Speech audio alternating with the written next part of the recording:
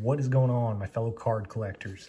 I'm back at you with another video. This one is for pre-grading your cards before you send them in to your choice of grading company. As always, I want to thank you for the subscribers to the channel. If you find this video helpful, please remember to hit that subscribe button and like the video. I hope this finds you happy and healthy out there in the middle of all the COVID craziness. We've got a lot of time on our hands to collect and grade and sell and pump into the hobby that we all love. So if you've never graded before, or if you're new to card collecting, this may help you out.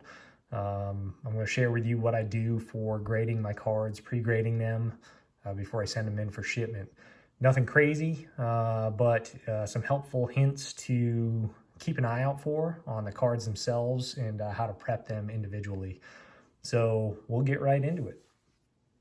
Okay, so when I start grading my cards, there are certain tools that I have out ready to go.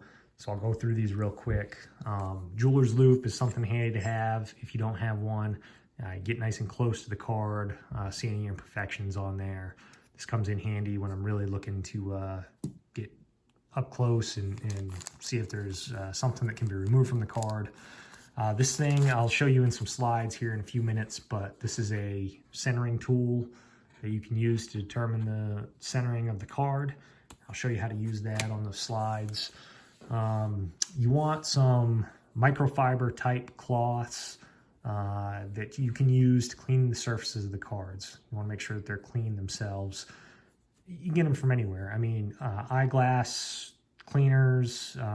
These ones were actually from my Surface screen protector for my iPhone, and they came in the case. So I hang on to things like these because I can use them when I'm cleaning my cards.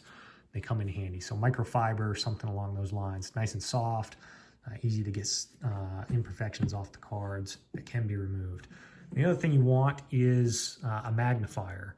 And you can pick one of these up. I think I got this $30 on Amazon, and get one that has an LED light as well, and that will allow you to really pick up on imperfections of the cards. So what I'll do, I'll pull one out here. This Giannis, this is a auto numbered 49, and we'll just sort of walk through this card. So you can put this thing up here. It does a really good job with the LED lights. When you hold it at an angle, you can really walk across and determine if there are any imperfections on the card. So you want to be very careful when you're handling them. And this card, I've already been able to spot the imperfections on here. I'm going to see if I can show you on video. But it is right in the center of the card. There's a scratch that runs right down by this basketball. And that's something that's going to be, I can guarantee will be picked up by the graders when they're doing this. So I would expect this to come back. You know, maybe I'll get lucky and get a 9.5, probably closer to a 9. The other thing is the autograph. It's on card, so the autograph is really nice, but you can see that there is a section there by his knee that the pen isn't, looks like it's running out of ink there as he's signing the autograph. So that may detract from the autograph grade because I'll be sending this into SGC. So we'll see how it comes back. But this magnifier light really allows me to get a good look at surfaces, corners, and I can pretty much do everything I need to with this device here. So if you don't have one already, it is a great tool to have. So if you're into grading or getting into grading, I highly recommend you get one of these. So we'll roll into some slides, and I'm going to walk you through some things that you want to look for on the cards, surface imperfections, things of that nature, and we'll roll through and see if this helps in your grading process. All right, so in the rest of this slideshow, I'm going to walk you through some other things to look for on your cards as you're pre-grading them.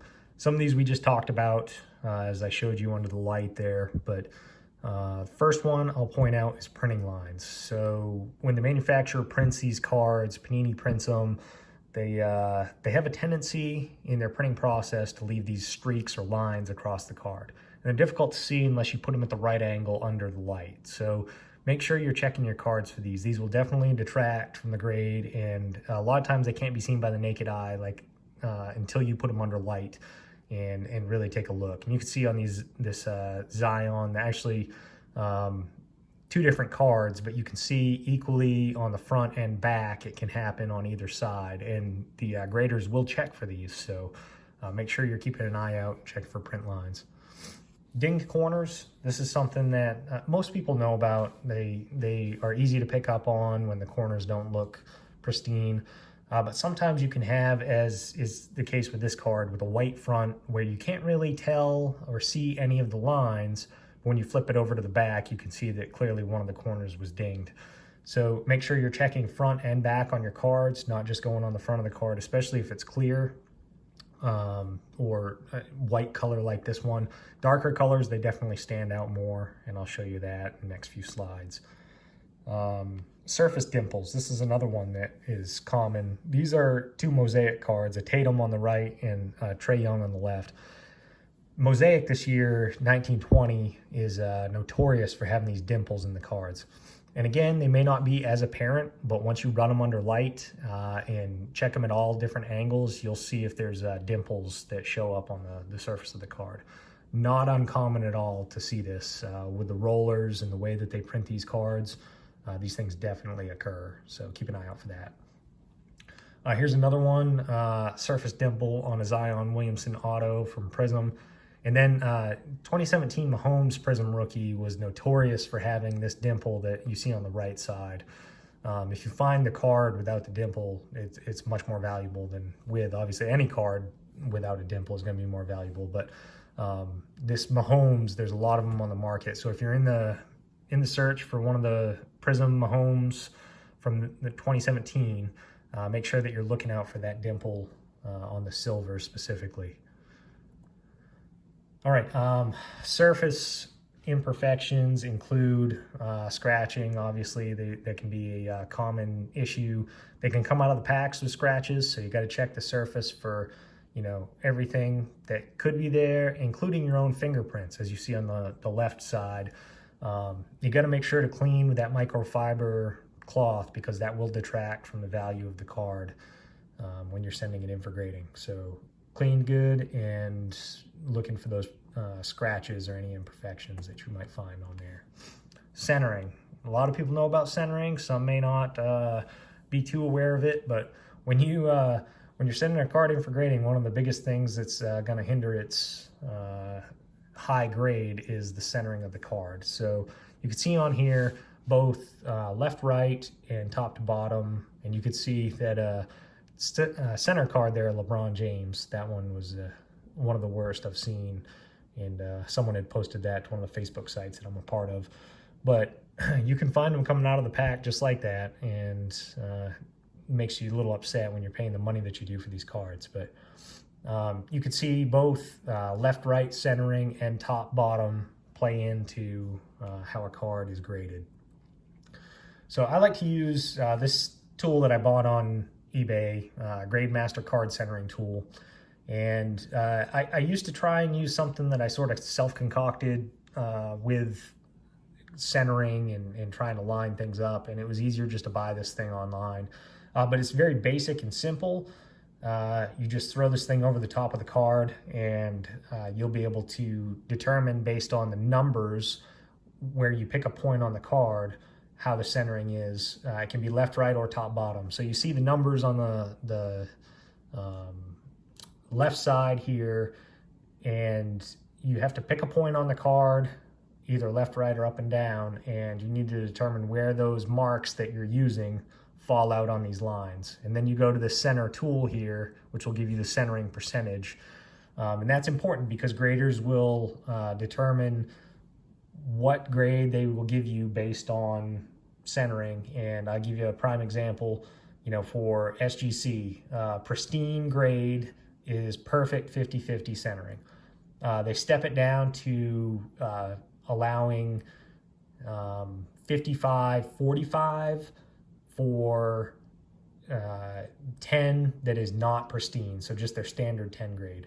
And then you step down to a 9.5 and a 9, and you get down into 60-40 and below. So you need to determine what the centering percentage is on your card.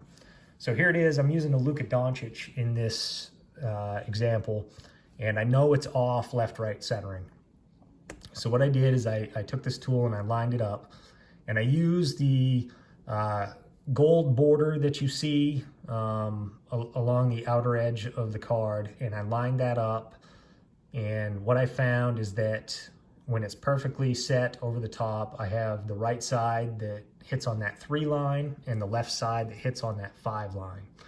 And what that gives me is a 63-37 centering on this card. And I could tell eyeballing it that it was not perfectly centered, but this is one that I would not send into SGC just because I know the centering is not going to allow it to have a 10. The best I could hope for is maybe I could get away with a 9.5, probably more likely a 9. So that is one that I would leave out and not send in for grading. Another thing, printing stamp lines. So when the manufacturer prints these, they put the indentation stamp on the cards.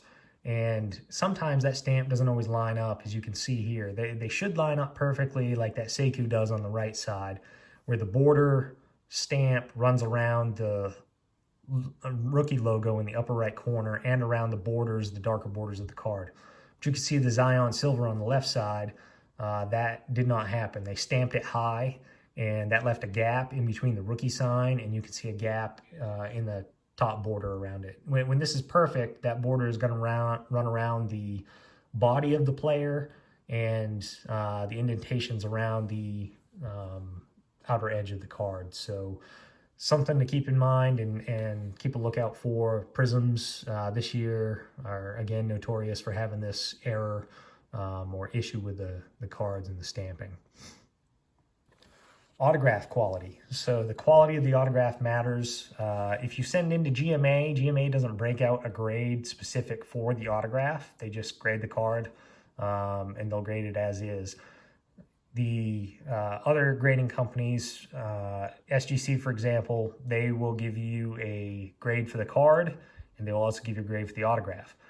Certain things can be wrong with the autograph. It may not be fully on. You see these sticker sheets that are used most of the time. Sometimes you get on-card autographs, but most of the time you get these stickers. Sometimes the players are getting tired as they're signing these things. You can picture them with a massive sheet of stickers in front of them, and they're just signing them one after another.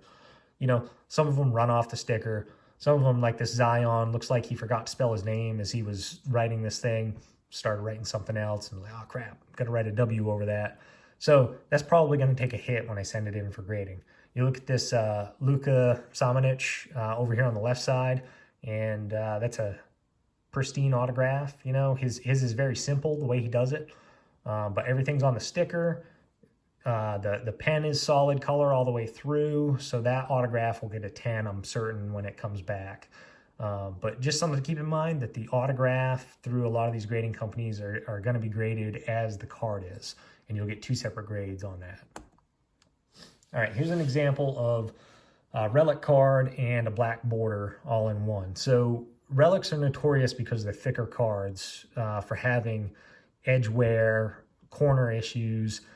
They come out of the packs many times like this. It's rare to find a card that is truly pristine, that is a relic or a jersey patch card. Black borders make it even tougher because they stand out, and any nick along the edges or the corners are going to stand out like a sore thumb. So make sure if you're sending them in for grading, you're looking at this, both the front and the back of the card, because a lot of times it may not show up on the front, but you flip it over to the back and you see a lot of edge wear on these. So be aware, look for this, and you have to make the determination if you still want it slabbed, you want to send it into the grading company, just, you know, you chance getting a lower grade on these, especially with the black borders. All right, so in the end, what card should you grade? My opinion, I like to grade anything in my personal collection because I like having it sealed, encased, and I can, stick it in my storage tote and in my safe. And I know that nothing is going to get to it, to include my kids who may want to get in there and look at them, check things out. I know they're not going to pop something out of a mag holder or a top loader. So I feel safer having them cased. They can look at those all day long, and I don't worry about the card getting damaged. Cards you're looking to sell, this is all-encompassing. You got to take into account how much the grading fees eat into your profit. Cards that are pre-graded, like this, ensure your best chance of success in getting higher grades. So if you're just throwing them in top loaders straight from packs and not analyzing them like this, not cleaning them, you have a chance of getting some pretty low grades when your cards come back. So you got to understand what you're sending in and make sure that it's not just based off the player's name, but what are your chances of getting a good grade coming back. And then graded sale value, you got to make sure that if you're looking to sell these, you're sending them in and spending $10, $15, $20 to grade the card, and that card graded a 10 is worth at most $30. That's really eating into your profits. So you got to understand, make sure you've done your research on what cards sell for. So I try to, in everything that I send in, unless it's an older card, something from my PC that I absolutely want to have in there and I don't care about the grade, if I'm looking to resell, it's rare that I'm going to send a card that I do not think is at least going to hit a 9 on the grading scale. And I'm usually fairly decent with that. I've had pretty good luck. The longer I've been in the hobby and the more I've done grading, the better I've gotten at determining what's going to grade well. So just keep that in mind as you're looking to sell. Pre-grading is key in all of this, and knowing your market value. So I hope this helped you. I hope if you didn't know some of these things to look for and you're thinking about sending in cards for grading, that this is of help to you.